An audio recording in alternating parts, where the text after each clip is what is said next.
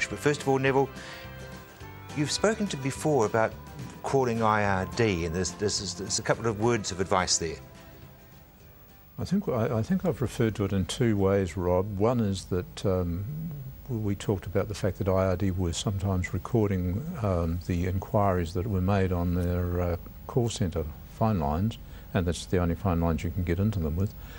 And so people need to just be thinking about that. But mostly my concern is that they have a high turnover of staff on the call centre, and we're unfortunately encountering instances where clients have rung IRD for a word of advice or a cheap alternative or something else. And frankly, what they've been told is not necessarily the law. And our concern is wider than that, because a taxpayer can call IRD, get their opinion on something, but IRD are not bound by that. So the poor old taxpayer can go ahead based on what IRD have told them and still get done and still face penalties because what they were told was wrong. But IRD are simply not bound by what they say. The only way that IRD are bound by what they say is if the taxpayer gets them to commit to a document called a binding ruling.